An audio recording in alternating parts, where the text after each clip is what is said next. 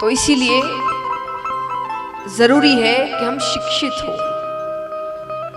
माता पिता के लिए भी कहूंगी, बच्चों को शिक्षित करिए आप, खास करके बेटियां, क्योंकि उसको दूसरे घर जाना है।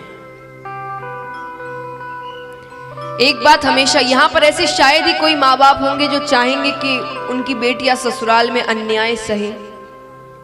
कोई चाहेगा, कोई भी माँ बाप यहां पर, कि नहीं भाई कोई भी अन्याय हो तो सहना है। सर सब हिला रहे हैं और बोलते ऐसी ऐसी लाइनें हैं बेटियों को, तो अलग अलग सी पता नहीं कैसी कैसी बातें कह कैसे देते हैं। बेटा डोली जा रही, अर्थी वापस आनी चाहिए।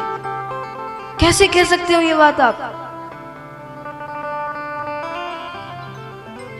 सोच कर देखिए। और जो बच्चे सच में अपने माता पिता की बातों को पत्थर की लकीर मानते हैं ना, फिर सच में ऐसा ही करते हैं वो। तो कितनी ही बड़ी बात होता है, वो अपने घर पे कुछ नहीं बताते। ये बात कहनी चाहिए हमें अपने बच्चों को, जिनको हमने पैदा किया है, उनको पाल पोस कर इसीलिए बड़ा किया था कि दूसरों के घरों में उस पर अन्याय हो और वो अन्याय सहे और वापस ना आए।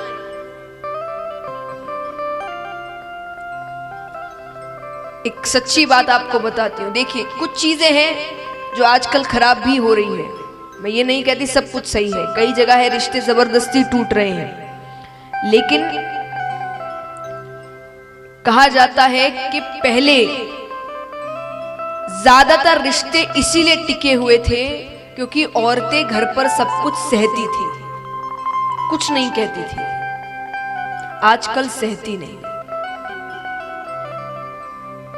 तो एक बात बताइए, ज्यादा सही कौन सा है? नहीं सहना ना।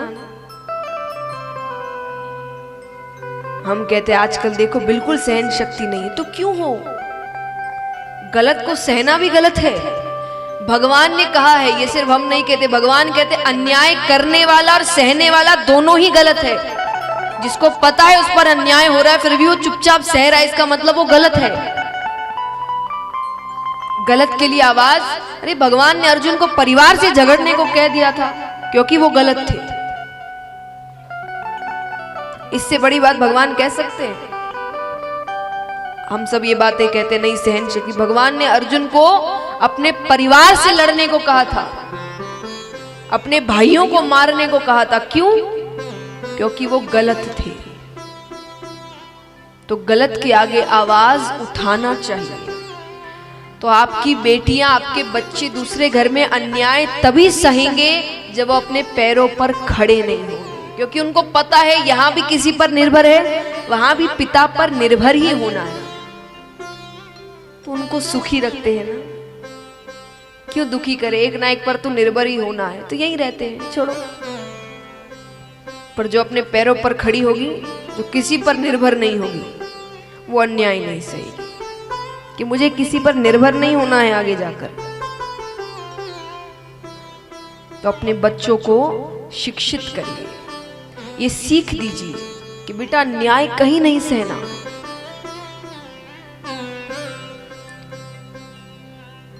एक प्रश्न मैं पूछूंगी सभी माता पिताओं से, खास करके यहां पर कितने हैं जिन्होंने अपने बच्चों को आज तक एक ना एक बार ये लाइन जरूर बोली है, बेटा कुछ गलत मत करना, हमारी इज्जत नहीं खराब करना वरना हम मर जाएंगे। हाथ उठाना, कितनों ने कही है? अब शर्माओ मत, अच्छे से हाथ उठाओ, इतने इतने से हाथ उठाने से नहीं चलेंगे। किस किस ने कही है हाथ उठाना? ये बात कही है ना? अब एक बार विचार करिए। मैं आपको बहुत साधारण सी बातें बता रही हूं आज का समय देखकर, क्योंकि आज का समय बहुत खराब हो गया है। वो भगवान का रूप तो है नहीं कि कभी गलती करेंगे नहीं, है क्या? भगवान का रूप है वो। हम में से आप कोई भी भगवान का रूप है जो कभी जिंदगी में गलतियां नहीं करते। मान लीजिए आपके बच्चे से गलती हो गई, अब वो आपके पास तो नहीं आएगा क्योंकि आपने उससे क्या कहा है कि हम मर जाएंगे। अब आपके पास तो कत्ते ही नहीं आने वाला। अब विचार करिए, क्योंकि वो आपके पास नहीं आ रहा, उसकी उस गलती का फायदा कितने लोग उठा सकते हैं, उससे क्या क्या नहीं करवा सकते हैं। विचार करके देखिए। वो किसी और से मदद मांगे, खाली फ्री में तो कोई मदद नहीं करने वाला, माँ बाप तो है नहीं वो, चाहे पैसे के रूप में हो, किसी भी रूप में हो, कितना फायदा उठा सकते हैं आपके बच्चों का? उठा सकते हैं कि नहीं? एक बार सोच कर देखिए। गलती से ही गलती हो गई बच्चे से, अब आप चाहेंगे ऐसा कि आपके बच्चों का कोई फायदा उठाए? संस्कार देना अच्छी बात है, लेकिन इस प्रकार नहीं कि वो कुछ गलती कर दे तो आपको बताने से डरे। एक बात अपने बच्चों से हर समय कहते रहना, हर समय, चाहे वो, क्योंकि आजकल जो बच्चे डर की वजह से क्योंकि हम भी जानते हैं आज के समय कंपटीशन कितना है, पहले था इतना। आज बच्चों के लिए कब उनका दिन निकल जाता है पता नहीं चलता। हम तो कब स्कूल का बैग फेंक कर खेलने चले जाते थे, पता नहीं चलता था। और आज वो बच्चों के कब दिन निकल जाते हैं ट्यूशन से, इससे उससे, कि उनको पता नहीं चलता। तो इतना कंपटीशन है बाहर, इतने लोग हैं उनको नीचे गिराने के लिए कि कम से कम घर पर तो हम वैसा कुछ ना करें। एक वातावरण तो उन्हें ऐसा मिले जो उनसे बहुत प्यार करता है। तो एक लाइन अपने बच्चों से हमेशा कहते रहना, चाहे कुछ भी हो जाए, बड़ी से बड़ी गलती हो जाए, मैं तुम्हारा साथ कभी नहीं छोड़ूंगा, कभी नहीं, हर वक्त बचा लेंगे तुमको, हमसे कभी मत डरना, कुछ भी हो जाए हम तुम्हारे साथ हैं, कोई कुछ नहीं बोल पाएगा। फिर उससे गलती हो भी गई ना तो वो सबसे पहले आपके ही पास आएंगे। और ये बात आप भी जानते हैं, आप कितना ही डांट ले मार ले, पर आप उनको बचा लेंगे, उनको त्यागेंगे नहीं। और दुनिया वाले उस इतनी सी बात को कितना बड़ा बना देंगे ये हम भी जानते हैं। तो वो हमें आकर बताए, ये ज्यादा जरूरी है ना। तो संस्कार दीजिए, पर ये कभी नहीं कहना कि ऐसा नहीं हुआ तो ये हो जाएगा, वैसा नहीं हुआ तो वो हो जाएगा, इतना मार्क्स नहीं आया तो ऐसा हो जाएगा। कोई बात नहीं, नहीं आया तो तुम मेहनत करो, मेरे लिए मेहनत जरूर है। अगर मैंने तुमको मेहनत करते हुए देखा है ना, मेरे लिए वही जीत है, उससे बड़ी जीत मुझे नहीं चाहिए। तुमने मेहनत की है, मेरे लिए जीत गए। दुनिया वालों के लिए दूसरी बार जीत जाओगे, तीसरी बार जीत जाओगे, मेहनत तो की है ना। ये जरूरी है, क्योंकि आज का समय बहुत बदल रहा है। बच्चे ज्यादा ही कोमल हृदय हैं आज के समय पर, ये हम आए दिन सुनते हैं। चाहे पढ़ने वाले बच्चे हो या कुछ भी हो, एक बार फेल हो जाते हैं या कुछ हो जाते हैं, बड़े बड़े कदम उठा लेते हैं। क्योंकि बाहर ऑलरेडी उनको बोलने वाले बहुत बैठे हैं। और एक बात याद रखना, बच्चों को बाहर वाले क्या बोलते हैं इससे कोई फर्क नहीं पड़ता। आज के बच्चे ऐसे ही हैं, उनको बाहर वालों से कोई फर्क नहीं पड़ता, उनको सिर्फ अपने घर वालों से फर्क पड़ता है कि मेरे माता पिता क्या बोलते हैं। बाहर वालों को तो जवाब देते ही है ना, क्या करना उनसे। हम ही उनको कहते हैं ऐसे थोड़ी होता है, लोग क्या कहेंगे, ये क्या कहेंगे। उनको फर्क नहीं पड़ता लोग क्या कहेंगे, उनको फर्क पड़ता है आप क्या कहेंगे, आप क्या सोच रखते हैं। तो महाराज भरत जी को शिक्षित नहीं किया गया कि ज्यादा पढ़ाएंगे आगे जाकर दिक्कत करेगा, अनपढ़ रहने दिया। घर के काम काज कराने लगे। अब वो धीरे धीरे बड़े होते, अब घर वाले तो कराते सो कराते, बाहर वाले भी कराने लगे। बाहर वाले कहते भरत जरा सामान उतार देना, जरा ये ला देना, जरा सफाई कर देना, जरा बच्चे को संभाल देना, जरा सामान उधर रख देना। वो सारे काम कर देते। अब उनकी इस सरलता को गांव वालों ने उनकी मूर्खता समझी और उनका नाम रख दिया जड़ भरत। जड़ माने, जड़ माने मूर्ख, तो उनका नाम रखा जड़ भरत। अब घर वालों ने सोचा कि हम तो घर वाले हैं काम कराते, गांव वाले तो बिना पैसे दिए काम कराते हैं। पत्नियों ने कहा एक काम करो, गांव के बाहर जो खेत है ना इसे वहां भेज दो खेत की रखवाली के लिए। पति कहते रोज रोज वहां भोजन कौन पहुंचाएगा? अरे बोले 1-2 दिन पहुंचाएंगे फिर बंद कर देंगे, फिर अपने आप को इंतजाम कर लेगा। ठीक है, बड़े प्यार से उनको बुलाया जाता है। उनको कहते हैं भरत। अब भरत जी की एक आदत थी कि उनके बड़े भाई उनको कुछ करने को कह देते तो वो वही करते थे, अपने मन की फिर नहीं करते थे वो। तो कहते हैं कि भरत, पिताजी तो अब रहे नहीं, तो उनके सारे काम तो हमें ही देखने हैं। तो गांव में जितने काम है वो तो हम संभाल लेते हैं, लेकिन गांव के बाहर जो खेत है ना उसकी रखवाली के लिए तुम चले जाओ। और भोजन की बात है तो वो तो हम पहुंचा दिया करेंगे, लेकिन तुम वापस मत आना। भरत जी कहते ठीक है, चले गए। 1-2 दिन भोजन आता है फिर बंद हो गया। अब क्योंकि भाई ने कहा है कि वापस मत आना, कई दिन हो गए हैं, वो बहुत भूखे हैं, उन्होंने कुछ भी नहीं खाया, वहां कोई नहीं रहता था। अब उसी खेत के पास एक प्राचीन माता भद्रकाली का मंदिर था। ऐसी अफवाह उड़ रखी थी कि वहां कोई भी अगर किसी की बलि चढ़ा दे तो माता उसको मुंह मांगा वरदान देती है, इसीलिए अफवाह थी। कोई भगवान ऐसे नहीं होते हैं कि आप किसी बेगुनाह को मारकर अपनी इच्छाएं पूरी कर लेंगे, तो ये सब गलत बातें हैं। तो महाराज, लेकिन इसीलिए मैंने कहा अफवाह उड़ रखी थी। अब ये अफवाह वहां पर कुछ डकैत थे, डाकू इत्यादि होते हैं ना, उन्होंने सुन रखी थी। तो डाकुओं के सरदार ने कहा देखो आसपास कोई बैठा होगा, उसको पकड़ कर लाओ, उसकी बलि चढ़ा देंगे और बदले में माता से इतना धन मांगेंगे कि जीवन में कभी हमको डकैती करने की जरूरत नहीं पड़ेगी। आसपास तो एक ही बैठे थे, भरत जी उनको लेकर आते हैं। अब बलि चढ़ाने से पहले तो बड़ा स्वागत किया जाता है ना, पूजा करी जाती है, अच्छे कपड़े दिए जाते हैं, खिलाया जाता है। तो उनको पहले भोजन दिया गया। अब उनको इतनी भूख लगी है कि वो दोनों हाथों से खाने लगे। जब तृप्त हो गए तब एक डाकू को अपने पास बुलाते हैं। वो कहते हैं कि आज कोई उत्सव इत्यादि है क्या? मुझे इतना अच्छा भोजन दिया जा रहा है, कपड़े दिए जा रहे हैं। डकैत ने कहा नहीं, आज तुम्हारी बलि चढ़ाई जाएगी। भरत जी कहते हैं तब तो रोज मेरी बलि चढ़ा दिया करो, लेकिन मुझे भोजन दे दिया करो। डकैत ने कहा कितना मूर्ख है, इसको बलि का मतलब भी नहीं पता। सरदार ने कहा अच्छी बात है, कोई दिक्कत नहीं करेगा, इसको कोई भी कहानी बनाकर इसकी बलि चढ़ा देंगे। उनको मंदिर के अंदर लाया जाता है। डकैत ने कहा देखो अभी यहाँ पर माता दर्शन देने आएगी, तो तुम नेत्र बंद कर कर हाथ जोड़कर सर झुकाकर बैठ जाओ। वो बैठ गए, तलवार निकालते हैं, मार नहीं लगते हैं कि वहां पर साक्षात माता भद्रकाली प्रकट हुई।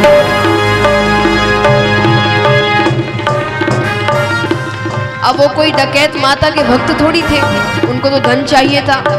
पर जब लगा कि धन तो नहीं मिलने वाला है तो माता के साथ युद्ध करने लगते हैं।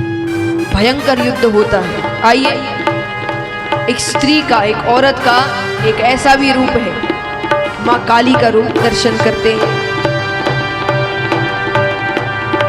जयंती मंगला काली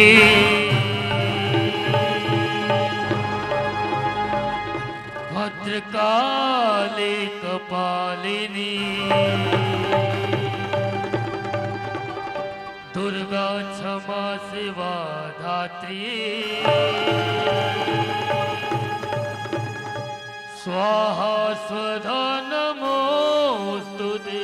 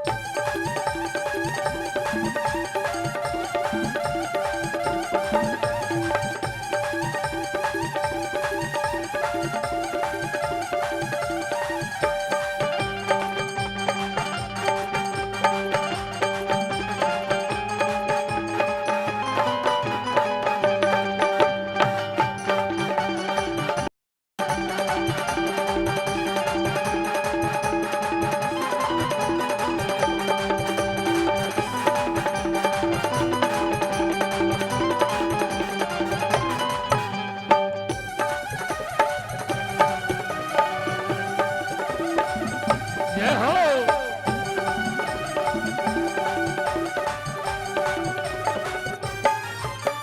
शुंभ निशुंभ के दानव दल ने दुर्गा को ललकारा था, मां दुर्गा को ललकारा था, मां दुर्गा को ललकारा था। दानव दल का नाश किया मने रूप अनोखा धारा माने, रूप अनोखा धारा माने, रूप अनोखा धारा। हीरा सती का बूंद बजीरा, हीरा सती का बूंद बजीरा, जगती मां विकराली काली, मां काली काली, मां काली। जयंती मंगला काली, भद्रकाली कपालिनी, दुर्गा क्षमा शिवा धात्री, स्वाहा स्वधा नमोस्तुते।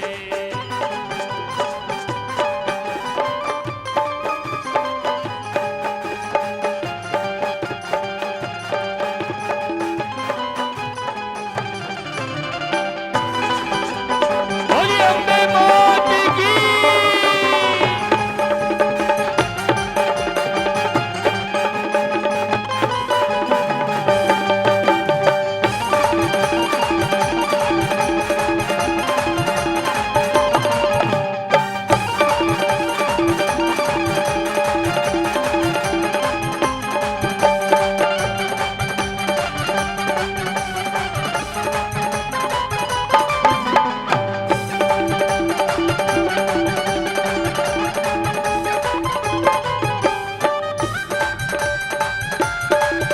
ये हो।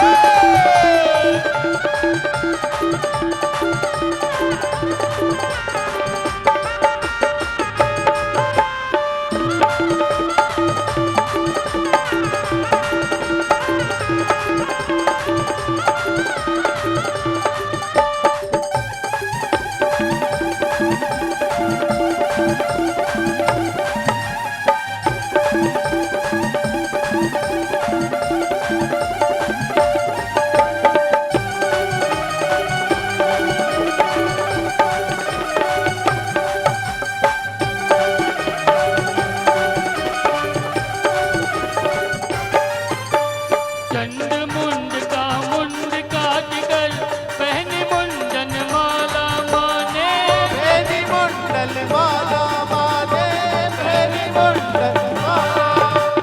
हाथ काट गुप्तांग छुपाए, अद्भुत रूप निराला माँ का, अद्भुत रूप निराला माँ का, अद्भुत रूप निराला। दानव दल को मुख में भर के, दानव दल को मुख में भर के, सोच सोच चबा डाली काली,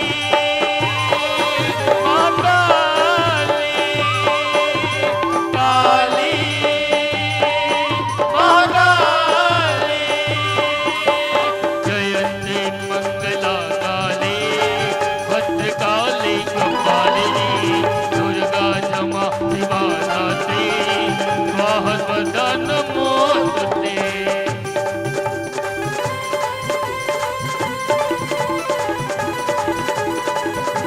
बोलिए अम्बे मात की।